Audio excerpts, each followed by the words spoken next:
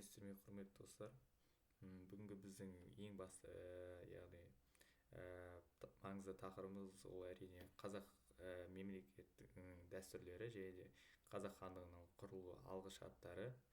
Жалпы айта кететін болсақ, қазақ мемлекетінің тарихы, яғни ол жалпы ұлттың рухани болмысы мен саяси ой санасының биік көрінісі деп санаймын.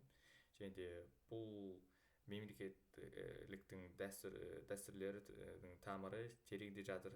Және де осы ежелгі дәуірлерден бастап қазақ жерінде өмір сүрген тайпалар және мемлекеттер өздерінің басқару жүйесі, құқықтық нормалар және территориялық тұтастығын қорғау арқылы, яғни осы болашақ қазақ хандығын негізін қалауға яғни жол салды деп санаймын. Және де мемлекеттілік ұғымы осы қазақ халқының ұжымдық жадында, яғни осы елдік пен еркіндік туралы түсінігінде ежелден орныққан.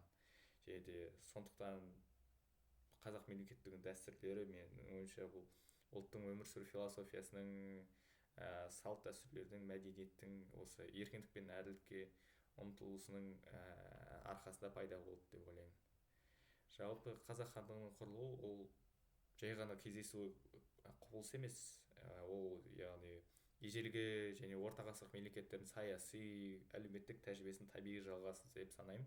Себебі Қазақстан тарихында көптеген тайпалар, мемлекеттер өмір сүрді және де олардың өздерінің көп болсын аз болсын осы Қазақстандағы қазақ халқының пайда болуына және қалыптасуына кішкене болсын өздерінің, үлкенде болсын өздерінің ең маңызды, яғни жалпы негізін қалап кетті деп санаймын.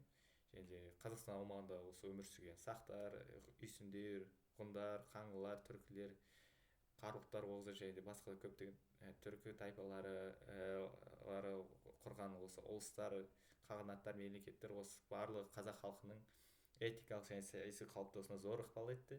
Және де сақ дәуірінде мемлекеттің алғашқы белгілері ретінде, яғни билік иерархиясы және әскери тәртіп қалыптасып, осы ел басқару ісінде еркіндік пен жер тұтасу идеясы қалыптасты. Бұл яғни кейін осы қазақ хандығында да осы батырлардың, яғни хандардың осы этносты біріктіру үшін, яғни осы мемлекетті қорғау үшін осы еркіндікке ұмтылуы және батылдық осы қазақ хандығында да байқалды. Және де сақтардан кейін осы Қазақстан территориясына келген ғұндар кезінде осы ең бірінші осы орталықтанған билік жүйесі күшейіп, мемлекет басшысы осы бүкіл халықтың қамқоршысы, елдің рухани тірегі ретінде қабылданды. Бұл дәстүрі осы кейінгі қазақ билеуші және саяси мәдениетіне жалғасын тапты. Және де осы түркі қағанаты тұсында мәңгі ел идеясы мен ортақ түркілік сана қалыптасты деп санаймын. Себебі осы түркі қағанаты арқасында осы түркі мемлекеттеріне, түркі халықтарының идеологиясы әлі күнге дейін өзінің өзектілігін жоғалтқан жоқ. Және де түркілері осы өз жазба, яғни орхон-енисей жазбалар арқылы ескерткіштерінде ел бірлігі мен әділ билік қағидатын дәріптеді. Және де 942 жылы құрылған Қарахан мемлекеті осы ислам дінін ең бірінші қабылдаған ең бірінші түркі мемлекеті болды. Және де осы ислам дін мемлекет идеология деңгейіне көтеріп, рухани және құқықтық жүйенің бірлігін қамтамасыз етуге тырысты. Және де Қыпшақ хандығы кезінде қазақ жерінің негізгі бөлігі бір орталыққа, яғни бір орталықтан билік жиылып, яғни бір орталыққа бірігіп, қазақ халқының осы этникалық тұтастығына алғышарт жасалынды.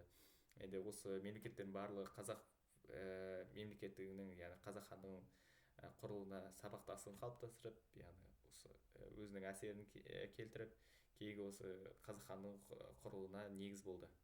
Және де 15 ғасырдың ортасына қарай осы Алтын Орданың әлсіреуімен көптеген хандықтар пайда болды. Және де сол хандықтардың бірі ол әрине Әбілхайыр хан құрған көшпелі өзбек мемлекеті. Сол көшпелі өзбек мемлекетінің тұсында осы Әбілхайыр билік еткен кезде ру тайпалардың арасында, яғни қарама-қайшылықтар күшейіп, халық әділдік пен тұрақтылық іздей бастады. Осы кезде яғни көптеген себептерді пайдаланып яғни жоңғар яғни ойрат қонтайшысына жеңілген соғысты яғни себеп ретінде қабылдап, және де осы халықтың яғни наразылығын қолдаймыз деп осы керей мен жәнібек сұлтандар өздеріне ерген рулармен бірге осы моғолстан жеріне осы талас пен шу өңірінің арасына қоныс аударып 1465-1466 жылдар арасында қазақ хандығының негізін қалады. Яғни бұл оқиға қазақ халқының тәуелсіз мемлекеттің жаңғыру сәті болып табылады, және де керей мен жәнібек хандары олар яғни осы ұлттық мемлекеттің жаңа дәуірін бастаған ұлы тұлғалар болып саналады. Және де осы қазақ хандығының құрылуына бірнеше факторлар, жаңа атап өткен факторлар әсер етті.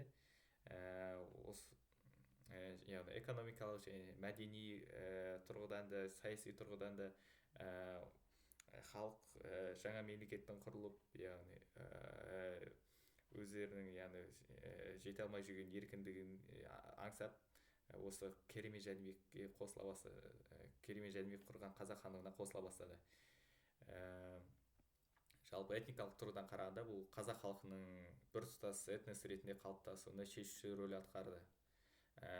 Жалпы арғы айтатын болсақ, ол әрине қазақ хандығы ең басында шу талас өңірінде орнығып, кейін Сырдария бойында қалалар мен Жетісу, Ұлытау, Сарыарқа, Ертіс өңірлерін жаулай бастады. Және де Қасым ханның тұсында ең қуатты кезеңде жетіп, яғни қазақ хандығының шекарасы Жайықтан Ертіске дейін, және де оңтүстік Сібірден осы Сырдария өзеніне дейін қамтыды. Және де осы кезеңде Қасым ханның Қасқа жолы атты заңдар жинағы мемлекет басқаруының құқықтық негізін қалыптастырды. Және де оның жолын жалғасқан Есім ханның ескі жолы мен Тәуке ханның жеті жарғысы заң жүйелері осы мемлекеттің басқару жүйесін жетілдіріп, ел ішіндегі бірлікті нығайтты. Және де Тәуке ханның тұсында билер кеңесінің күшеюі халықтың билік дәстүрін осы дамуының жалпы жоғары деңгейге жеткізді. Осы кезеңдерде қазақ мемлекеттілігі осы өзінің кемеліне жетіп, елдің саяси мәдениеті мен басқару құрылымы тұрақтылық тапты. Және 19 ғасырдың соңы мен 20 ғасырдың басында Ресей империясының отарлық саясаты қазақ халқының егемендігіне өте қатты қауіп төндірді. Себебі Ресей империясы қазақ этносын жойып, яғни Ресей империясына барынша халықты орталықтаған билікке, яғни Санкт-Петербургқа қарату үшін барынша өз амалын жасады. Дегенмен халықтың еркіндікпен өзін басқаруға деген, яғни қазақ халқында еркіндікке ұмтылу, бұл яғни осы ұмтылыстар сол кезеңде бәсеңдеген жоқ. Және де 1917 жылы Ресей империясы құлап, сол кезеңдерде 1917 жылы желтоқсанда Алаш қозғалысын яғни нәтижесінде осы Алаш автономиясы жарияланып, Алашорда үкіметі құрылды. Және де Әлихан Бөкейханұлы, Ахмет Байтұрсынұлы және де Міржақып Дулатұлы бастаған ұлт зиялылары қазақ халқының осы саяси дербестігіне, тәуелсіздігіне ұмтыла бастайды. және де ұлттық тіл мен мәдениетті сақтауды басты мақсат етті. Және де Алаш қозғалысы қысқа мерзім өмір сүргенмен, бұл яғни қазақ мемлекеттің жаңа сатыдағы идеялық жалғасы болды. Және де өз әсерін қалдырды. Және де кеңес дәуірінде 1920 жылы қазақ автономиялық социалистік республикасы құрылды. Кейін 1936 жылы бұл автономиялық социалистік республика деңгейіне өткізілді. Және де бұл кезеңде ұлттық шекаралар бекітіліп, осы өндіріс, ғылым, мәдениет дами бастады. Алайда кеңестік жүйенің интернационализм және социализмнің идеологиясы қазақ халқының саяси еркіндігін шектеп, ұлттық сананың дамуына идеологиялық қысым жасай бастады.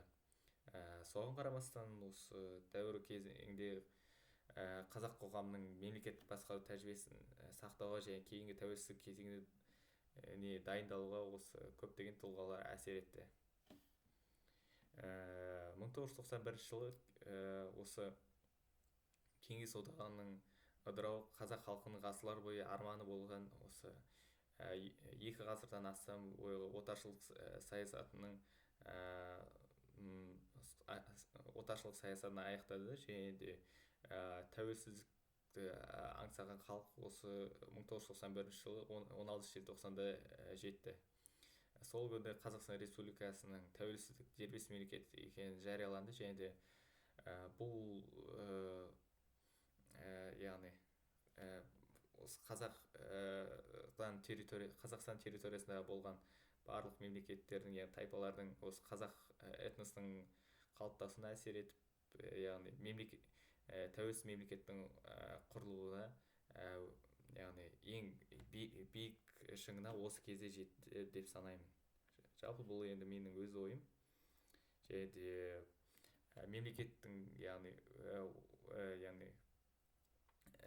капитализмдік идеологияға көшіп, яғни экономика ғылым жаңа деңгейге көтеріле бастады, және де осы тәуелсіз кезеңде Қазақстанның өзінің яғни дербес экономикасы пайда болды, және де барлық сала өте жақсы дами бастады. Жалпы қазақ мемлекеттің дәстүрі ол жалпы көптеген ұлттардың тарихи сабақтасы мен рухани тұрақтылығының бірігуінің арқасында пайда болған ұғым, және де ежелгі сақтар мен ғұндардан басталған бұл мемлекеттік дәстүрлер осы түркілер мен қыпшақтардың арқасында жалғасып, осы қазақ хандығының құрылуымен өзінің кемеліне жетті, және де кейін алаш қозғалысы қысқа болса да осы идеяның жалғасуына өз әсерін тигізді, және де тәуелсіз Қазақстан кезеңінде бұл идея жаңа мазмұнмен, яғни жаңа деңгейге жетті. Қазақ мемлекетінің жалпы өзегі ол жер тұтастығын сақтау, халық бірлігі мен әділ билікке ұмтылу болып саналады, және де бұл дәстүр қазақ халқының сан ғасырлық өмір тәжірибесі мен елдік санасы және тәуелсіздікке еркіндікке ұмтылуының арқасында пайда болды, және де бүгінгі Қазақстан сол тарихи дәстүрдің заңды жалғасы, ал оны сақтау мен дамыту ол біздің, яғни осы жастардың, болашақ ұрпақтың қасиетті борышы деп санаймын.